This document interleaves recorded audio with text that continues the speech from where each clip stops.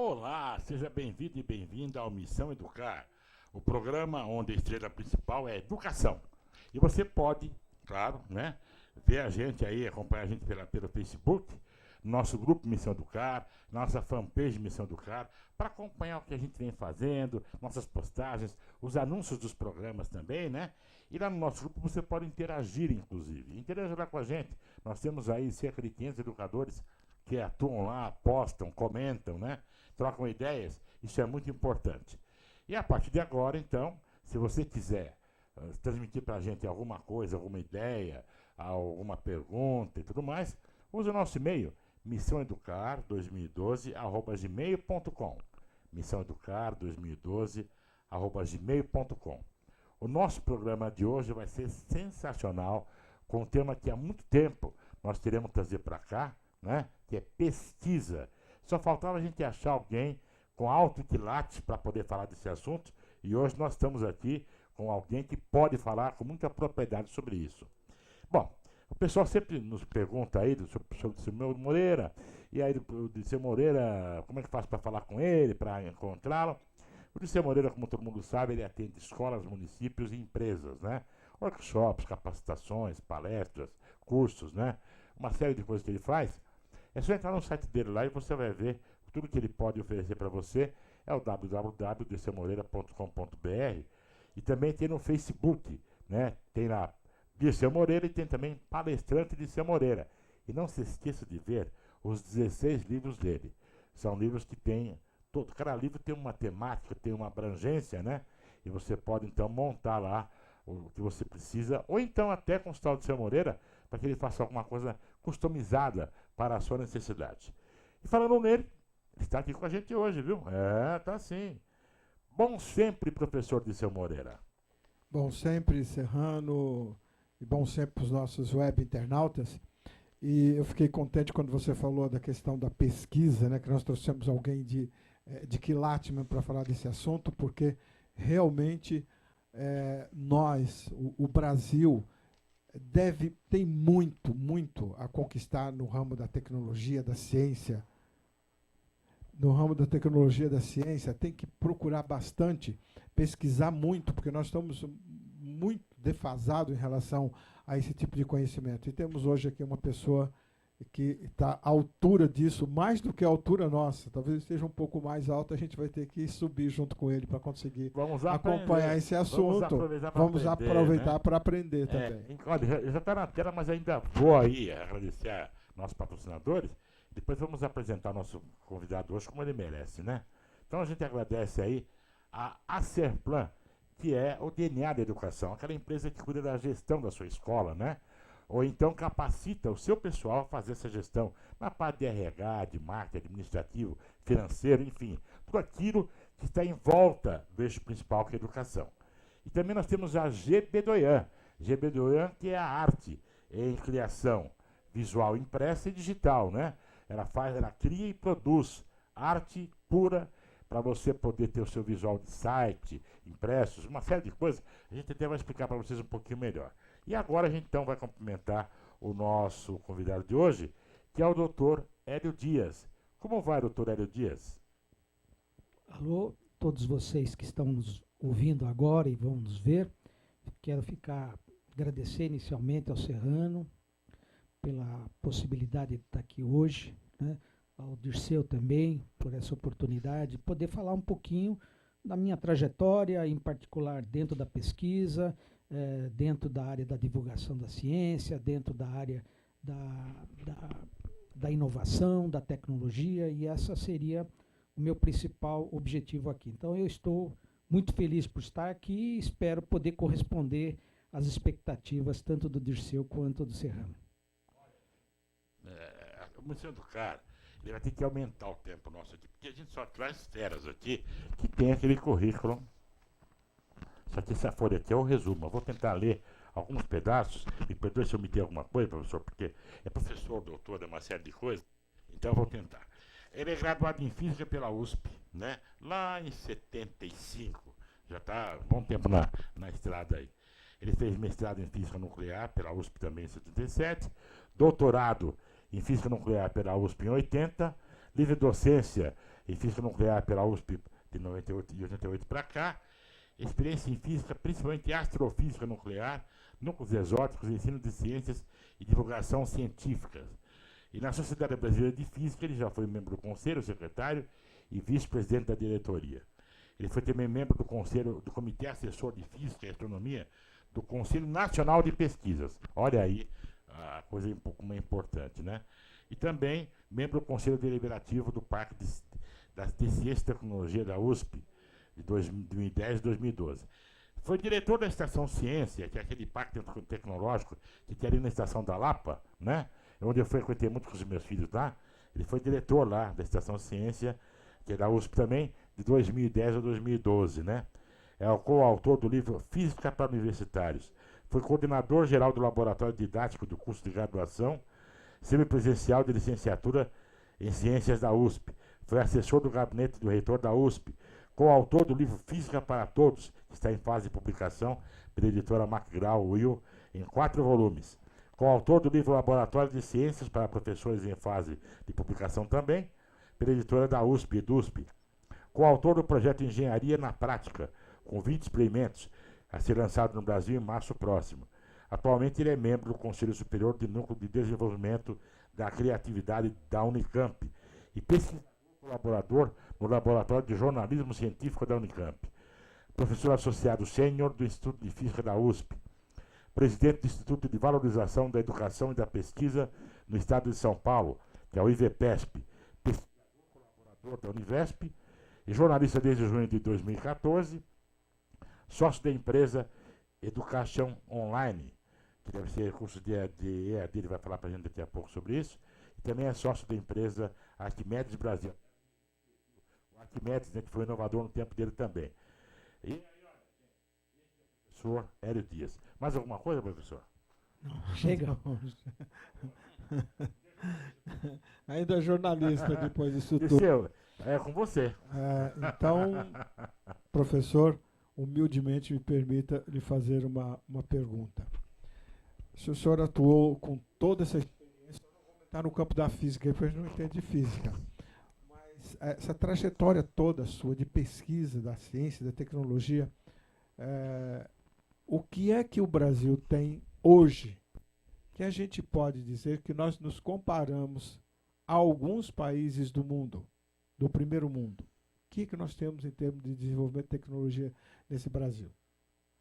Bom, eu queria, aproveitando aqui a oportunidade, antes de comentar a sua pergunta, dizer um pouquinho, bem rapidamente, essa questão da trajetória que eu tive que percorrer para chegar onde cheguei, né? Então, para quem está nos ouvindo agora e que eventualmente queira seguir a carreira de pesquisador, professor dentro de uma universidade, né, ele tem uma trajetória bastante longa. Então, no meu caso, que escolhi a física, a gente iniciou primeiro entrando na USP, né, para fazer o curso de bacharelado em física, que são um curso de 4 anos. Nesses 4 anos, os últimos 2, o terceiro e o quarto, existe um apoio, no caso meu foi a FAPESP, a Fundação de Amparo à Pesquisa do Estado de São Paulo, que me concedeu uma bolsa de iniciação científica 1, que foi no terceiro ano, depois iniciação científica 2 no quarto ano. Então aí é que a gente consegue fazer um trabalho juntamente com o curso, vinculado a algum laboratório. No meu caso aí foi o laboratório Pelletron, né, que era um acelerador de partículas, né, que existia. E eu então, ao longo que estava fazendo o curso, eu já comecei a saber como é que se faz uma pesquisa. Então eu tinha um orientador, né, dentro desse laboratório que me apresentou um projeto e que eu tinha que executar ele em 1 ano, né, e fazendo relatórios a cada 3 meses para essa fundação que me financiava, que me dava uma bolsa, né. E então isso eu fiz ao longo do terceiro e do quarto ano. E claro, já terminando o curso, decidi, então, para ir à carreira de pesquisador, hoje não tem nenhuma universidade que contrata um docente se ele não tiver um doutorado. Então, aí eu fui inicialmente fazer o mestrado.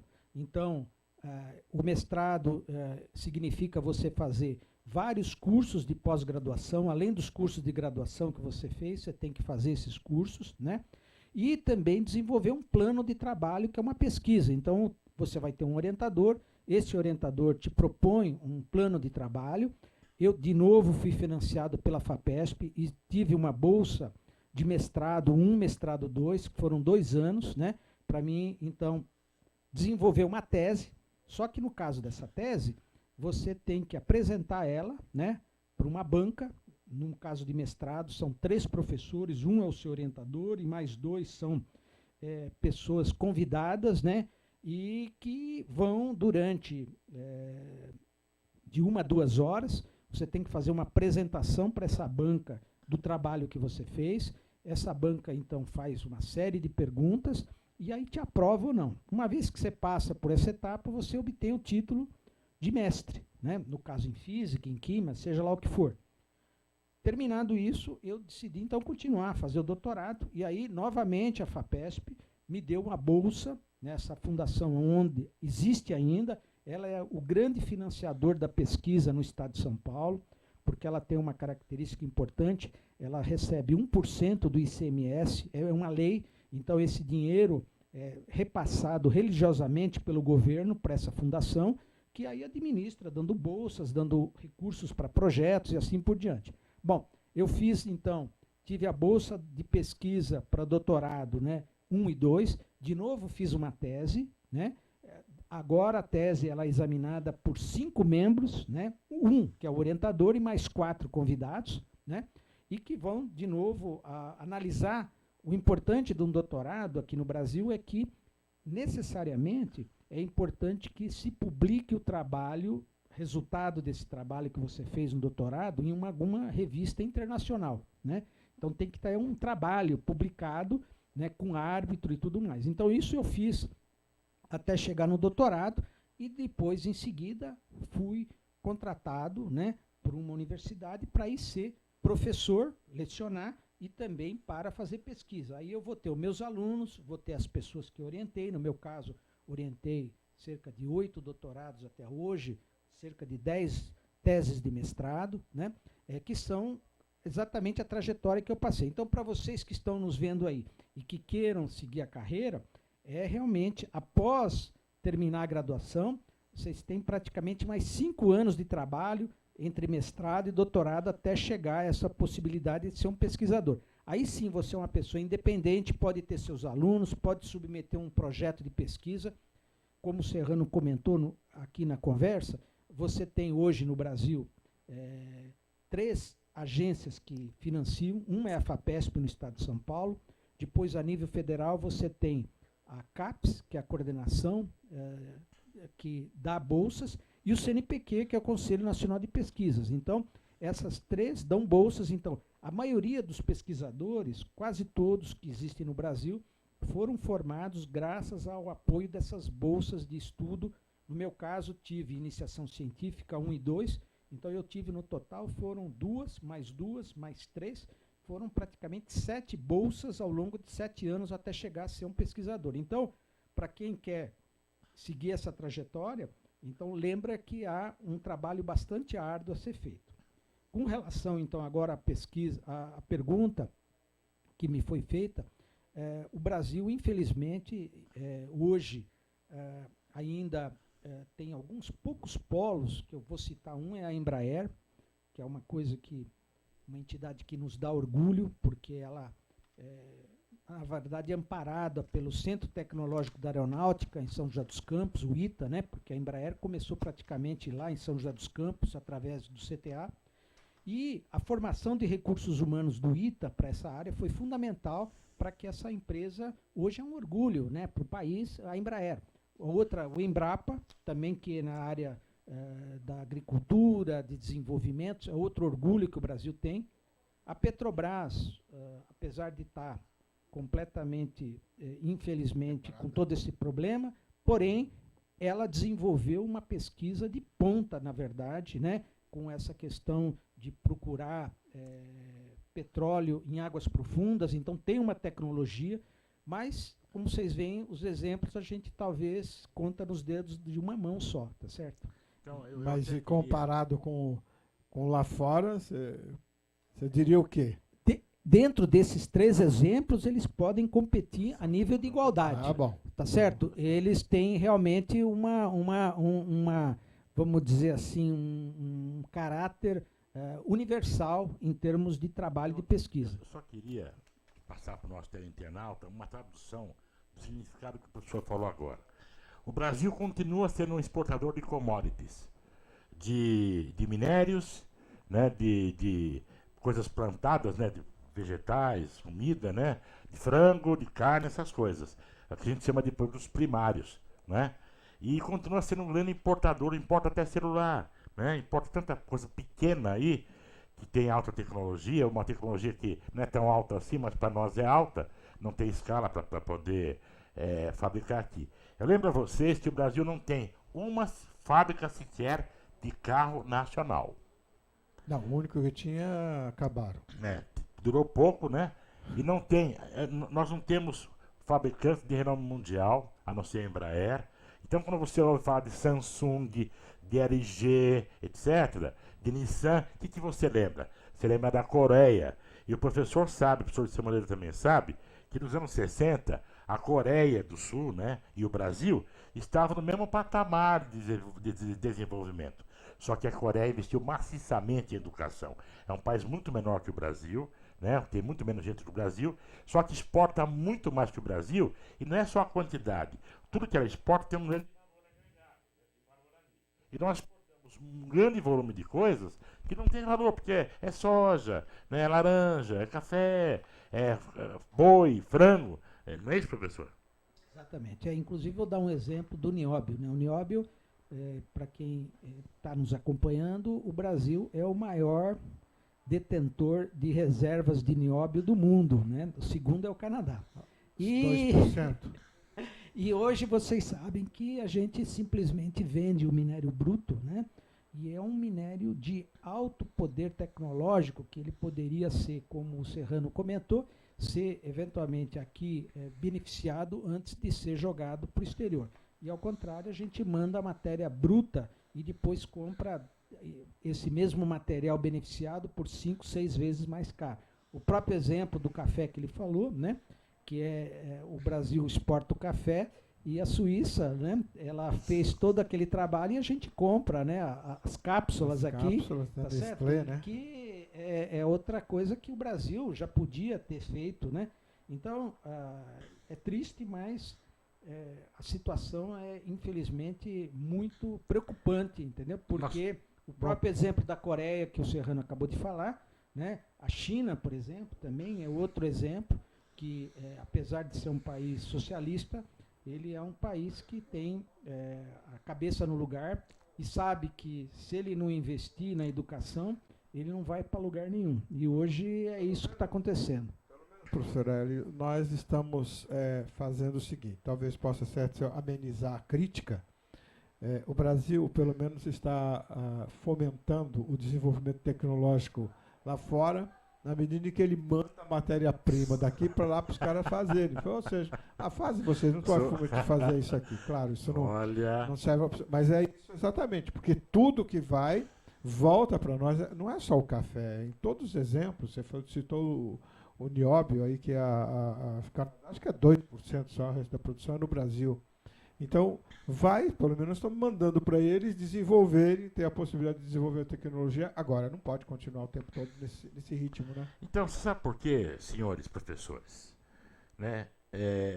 Eu me reporto ao tempo em que os índios brasileiros carregavam os navios franceses de pau-brasil em troca de espelho. Há 500 anos atrás. Nós estamos na mesma situação. Nós estamos plantando lá, criando, mandando para fora o minério. Só melhoramos um pouquinho. E estamos comprando bobagem, um monte de porcaria, quinquilharia que você compra por aí, não é? Mas nós melhoramos um pouquinho. Melhoramos um pouquinho. Professor, não sei se você tem essa estatística, mas quantos pesquisadores brasileiros estão na NASA, em outros órgãos dos Estados Unidos e na Europa pesquisando? Você tem uma ideia mais ou menos dessa quantidade de brasileiros pesquisando lá fora? Estamos exportando também o capital intelectual. Inclusive, eu vou postar hoje um vídeo, né, que foi produzido nos Estados Unidos, de um famoso cientista, né, falando qual a razão do sucesso americano, né, atualmente. E ele comenta que a educação média, quer dizer, no ensino médio nos Estados Unidos, é talvez extremamente precária, talvez até comparada com o Brasil. Exatamente. E qual que é o grande segredo dele? Foi a importação de cérebros, né? Então, hoje, você tem nos Estados Unidos, no Vale do Silício, em todas as outras áreas, pessoas que vêm do mundo inteiro para cursar o ensino superior nos Estados Unidos. Esses cérebros, que normalmente os que vão para lá, como também os brasileiros, né, são os melhores, né? Eles procuram selecionar e quase todos são retidos lá. Então, hoje, grande parte do que se produz do ponto de ciência e tecnologia nos Estados Unidos é fruto de recursos humanos internacionais que são internacionalizados lá dentro dos Estados Unidos, né? Então, E no Brasil acontece a mesma coisa. Nós estamos perdendo, os melhores estão tudo lá. Professor Hélio, aquele seu vídeo, eu assisti o vídeo seu quando você faz aquela colocação do número de estudantes que começam a cursar um curso de engenharia nos Estados Unidos e 25% apenas conclui. Aí você citou aquele caso do Brasil, que tinha 80 alunos na sala de aula e terminou com 8. Então, por aí a gente tem uma ideia realmente da comparação que está bem próximo os Estados Unidos com o Brasil. Nosso ensino médio, sem dúvida, é o pior ensino médio do mundo, né? Não há dúvida nenhuma que a gente tem essa dívida, né? Que o nosso ensino público simplesmente acabou sendo destruído ao longo desses 15, 20 anos, né? Eu só me lembrando que eu cursei o ensino médio, o ensino fundamental na Américo Brasilense, é uma escola pública estadual que existe ainda lá em Santo André, fica próximo do Correio, 1º de Maio. É um prédio maravilhoso, inclusive. E hoje quem cursa aquilo ali são pessoas da periferia que vêm para Santo André para estudar, tá certo? Então, e na minha época eu cursei lá e acabei entrando diretamente na USP, sem cursinho, sem nada, né? Então, a nossa dívida, né, com esses jovens é muito grande, porque eu vim de família pobre, tá certo? Eu só consegui chegar onde cheguei porque eu tive a oportunidade de uma escola de qualidade, né? E isso que o Moreira comentou, é que infelizmente hoje, grande parte das pessoas que vão tentar cursar engenharia, eles não conseguem passar até o 2º ano, porque tem muitas deficiências de cálculo, de física, e o Brasil ele precisa muito da área de exatas para essa alavancagem, precisa muito do engenheiro, né? Precisa do economista, precisa do administrador, de forma que essa é uma realidade triste no país, que a gente está perdendo o nosso futuro. Bom, esse assunto e o seu conhecimento, e o conhecimento do seu Moreira sobre isso, nós faremos aqui 3 programas. Né? A gente vai ter que nos contentar com um pouquinho, só saborear. Nós vamos agora falar de uma coisa boa que tem no Brasil, que é a GB Doyan, e depois na volta o senhor vai falar sobre o IVPESP, que é uma iniciativa importantíssima na direção de melhorar tudo que o senhor falou aí, tá certo? Então, olha, GB Doyan, pessoal, GB Doyan é aquela empresa que é a arte em criação e produção visual, impressa e digital. Vocês conhecem o logo do nosso programa, né? GB Doyan, que o senhor Moreira teve uma ideia, levou lá uma ideiazinha, um rascunhozinho, a GB Doyan desenvolveu, né? Fez aí várias amostras e ficou essa coisa bonita que tem aí, essa borboleta em cima do livro, tem todo um simbolismo aí com a anteninha da televisão, né? GB Doyan é assim. Agora você pode fazer o que lá? Você pode fazer peças publicitárias, logotipo, que é a personalidade da sua empresa, né? Livros, capas de livros, miolo de livros, cartazes, banners, olha, o que você pensar que é impresso, né? Ou digital, material para sites, essas coisas, tudo isso a GB Doyan desenvolve com arte e um excelente atendimento. Vamos ver agora no vídeo da GB Doyan um caso de que um casal levou para eles lá um rascunho de um convite de casamento. E vocês vão ver como é que foi feito e como é que ficou. Vejam só.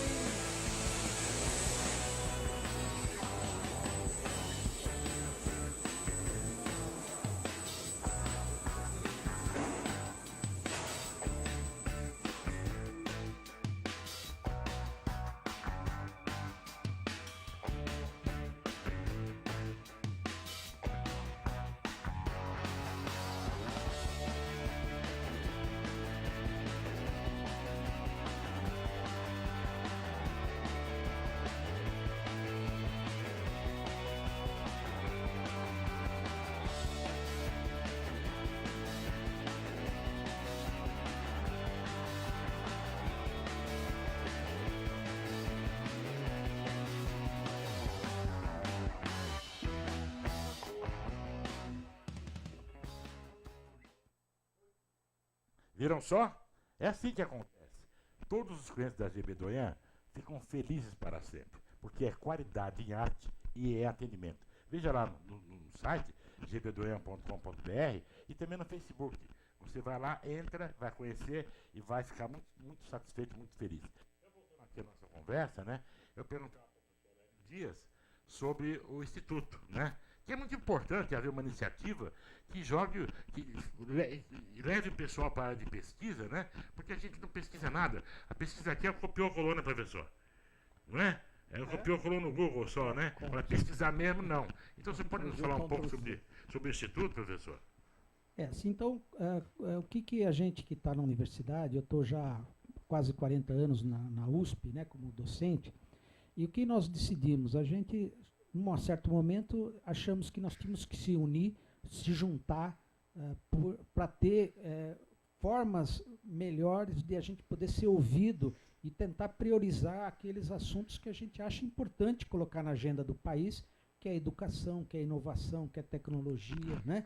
E foi isso que surgiu quando a gente criou esse IVEPESP. O IVEPESP nada mais é do que um instituto para a valorização da educação e da pesquisa no estado de São Paulo. Hoje nós somos mais ou menos 180 membros, né, dentro do Brasil e também no exterior também. E a gente vem ao longo, desde 2010, quando nós criamos o grupo, a gente vem desenvolvendo uma série de iniciativas, workshops, seminários, né, documentos, procurando mostrar para a sociedade e entender quais são os problemas e desafios mais importantes do país, como na saúde, na educação, na inovação, né? E esse ano, em particular, a gente decidiu criar um plano de governo para os municípios, tendo em vista agora as eleições que acabaram ocorrendo.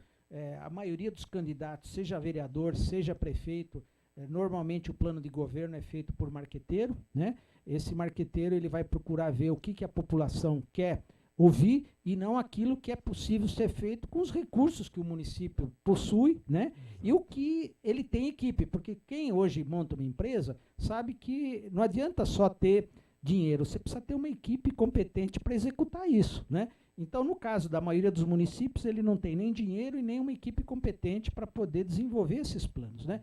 Então, nós desenvolvemos esse projeto, são 28 propostas, né? Que vocês podem, no nosso site, que é ivepesp.org.br, somos uma entidade sem fim lucrativo, né? E nesse site vocês podem ter acesso a esse plano, onde a gente procuraria, quer dizer, ajudar esses prefeitos, esses vereadores, o que eles devem propor para melhorar a educação, a ciência. Isso tudo é produto de um trabalho de pessoas que estão, como eu falei, nas universidades, nos institutos de pesquisa, né?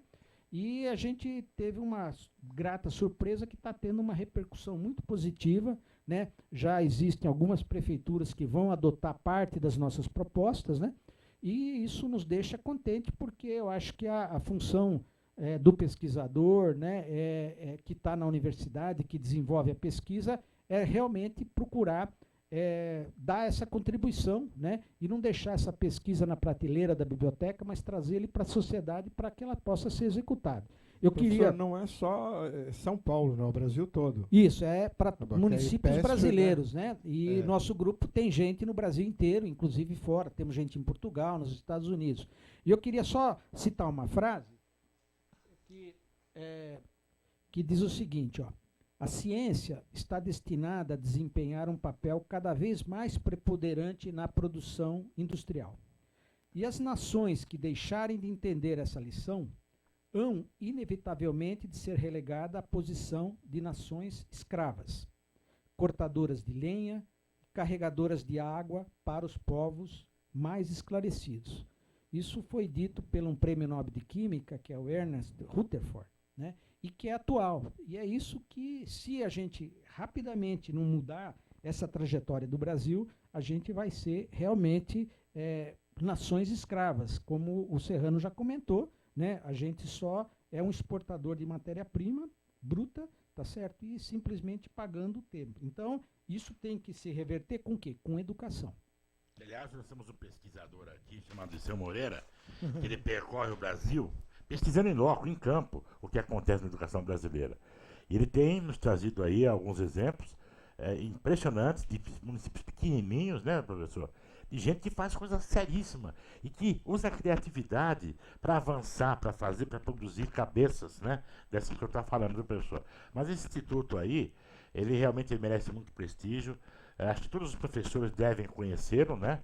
Entrar lá no site para ver, porque todos nós precisamos da pesquisa o tempo todo, né? Estava aí a parte industrial, a parte alimentar, a parte de educação, que o Dr. Moreira faz tão bem, né? E tantas outras coisas.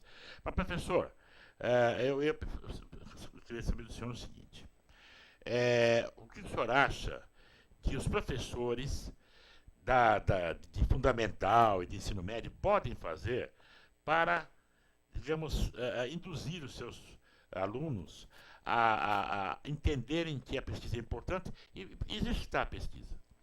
Então, você sabe que agora, Serrano, está em andamento um projeto de reforma, né, do ensino médio, que está inclusive no Congresso, que nesses próximos meses deve ter uma conclusão, e que, infelizmente, tem várias questões que antecedem exatamente essa questão do que o professor pode fazer.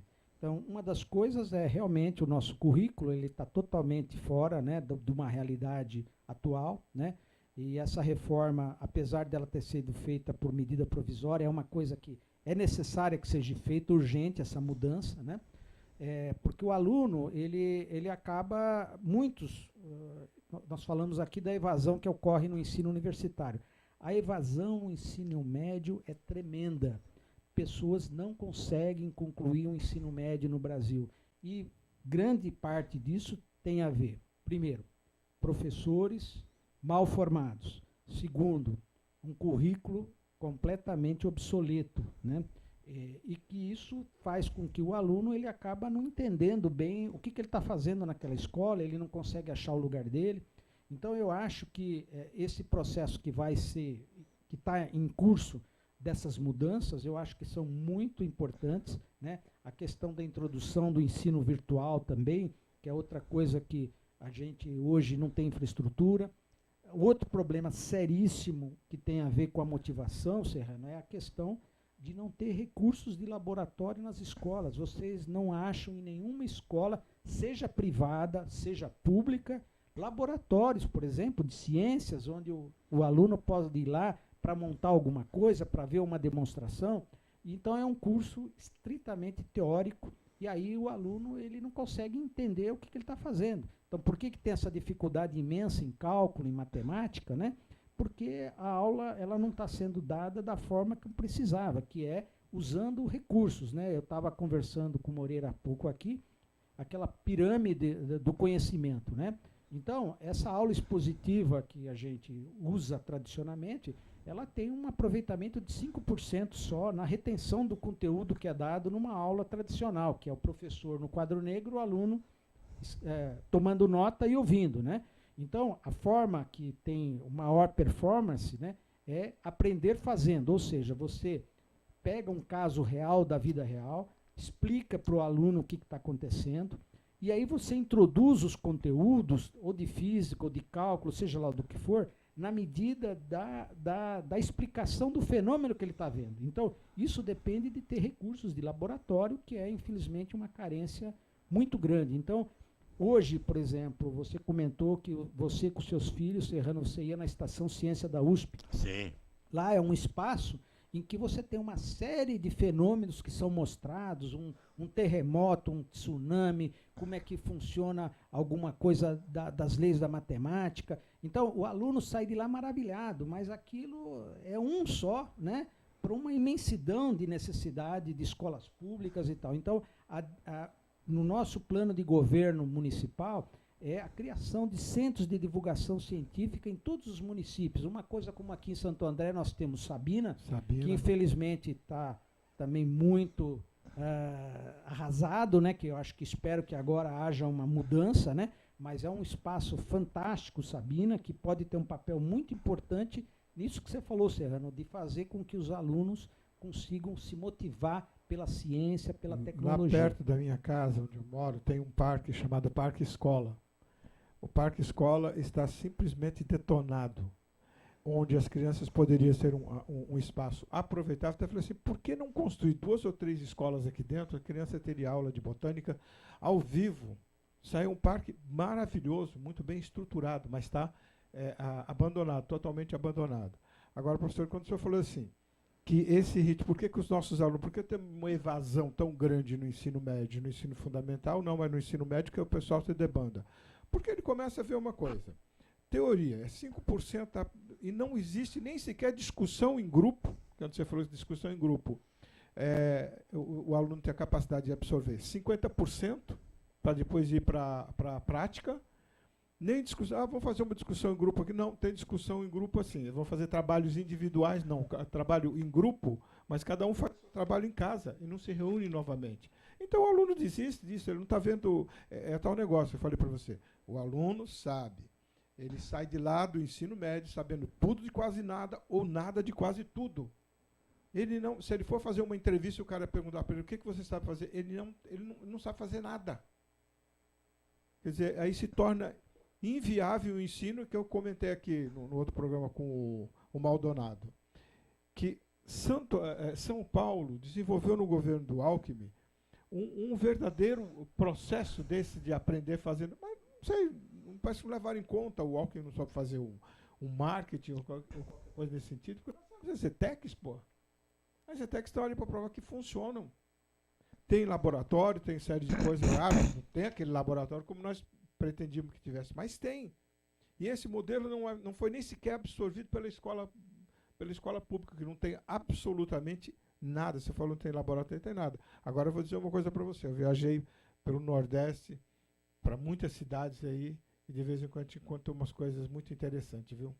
O cara lá da Caatinga, o menino da Caatinga, ele está indo lá na Caatinga para saber o que é a Caatinga, o que mato que tem lá, o que é aquilo. Não é ter um mato, lá tem uma planta. O professor está levando ele lá em loco, para ele se regionalizar, como falava Paulo Freire. Primeiro, o ambiente da criança, em volta dela, o que tem de casa. Depois você expandindo. Aí nós começamos no ensino médio, o cara sabe estudar história, um monte de coisa, sabe um monte de data, mas não sabe o que fazer com essas datas. Mesmo porque não tem muito o que fazer com elas, né? Física, como é que vai? Física. O Brasil, particularmente no requisito número de publicações em artigos internacionais, está muito bem, está indo muito bem. Realmente as grandes universidades, particularmente aqui Unicamp, Unesp e USP, têm tido uma produção nessa área de publicação, orientação de mestrado, de doutorado. A coisa complicada, né, ainda é a interação da universidade com a sociedade no que diz respeito à inovação, com as empresas. Isso. E esse acho que é o grande desafio, né, porque acho que as universidades, que nem a Universidade Federal do Rio de Janeiro, aqui as do Sul, né, Universidade Federal de Minas Gerais, eles conseguiram formar um contingente de pesquisadores, de professores, que todos trabalham em dedicação exclusiva, né? E que têm desenvolvido um trabalho importante. Só que eu acho que essa mudança que a gente quer no país, né? E o Serrano me perguntou quais são os cases aí, que Embraer, o Embrapa, mesmo a Petrobras, mas onde se faz a pesquisa de ponta ainda é nas universidades, pelo menos por enquanto ainda é isso. Mas e essa pesquisa tem que ir para a sociedade. Aliás, não estão se conversando, empresa nunca, e né, instituto professor? de pesquisa não se conversam. Mas nunca, né? Então, porque eu vou falar de quem está de fora. Não sou professor universitário, né? Sou jornalista, é outra coisa. Eu acho que as universidades deveriam trabalhar no sentido de buscar aquilo que o país precisa. Só que o país precisa dizer o que precisa. Primeiro ele precisa saber o que precisa, dizer o que precisa. E as empresas, de mão dadas com a universidade, né, buscarem trabalhar. Porque a empresa por aí tem muita tecnologia, tem laboratórios, tem recursos, né? Agora fica lá, a empresa matando para tentar fazer alguma coisa, mas não vai se matar atrás de fora, que é mais fácil.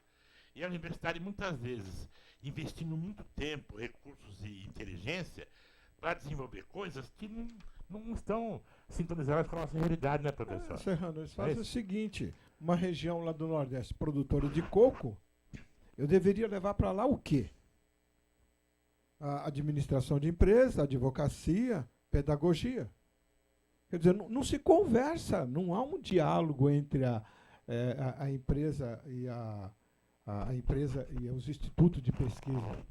Vocês têm essa parceria com as empresas? Então, eu vou falar aqui de 2 exemplos bem rápidos de iniciativas do nosso grupo de VEPESP, que são 2 propostas do nosso plano de governo. Uma delas diz respeito a aproveitar os trabalhos de conclusão de cursos das instituições de pesquisa, que são as FATECs, a Mauá, a FEI, aqui da nossa região. Então, qual que é a ideia? Fazer o levantamento que o Serrano falou. Quais são as demandas das secretarias de cada município em termos de conteúdo, né? Por exemplo, meio ambiente, saúde, educação. O nosso grupo criaria um conjunto de planos de trabalhos, de TCCs.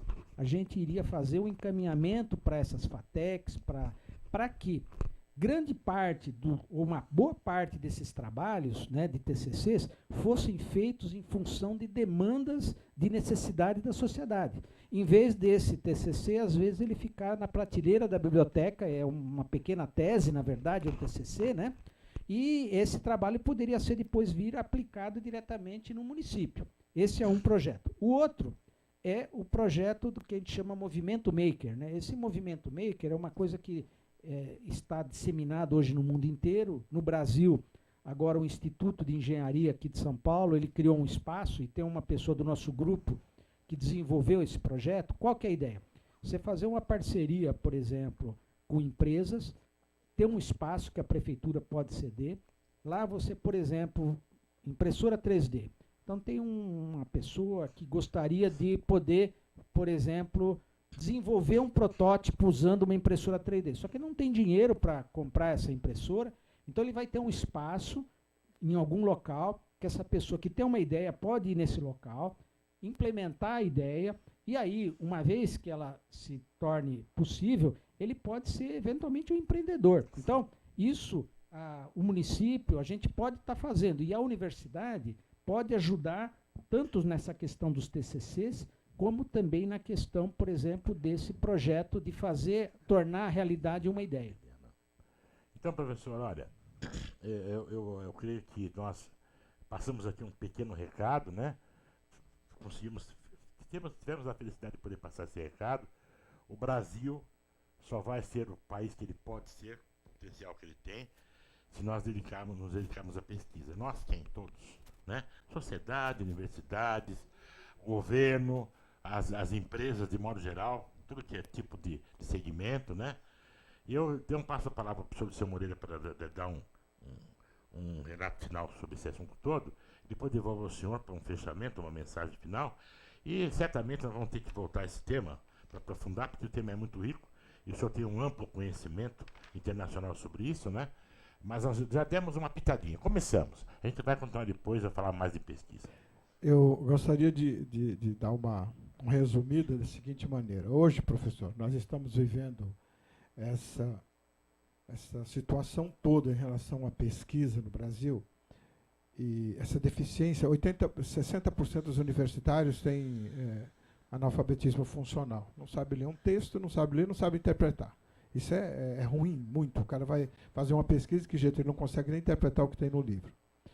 Agora, se nós formos reportar tudo isso, nós temos que voltar lá no ensino de base, no ensino infantil,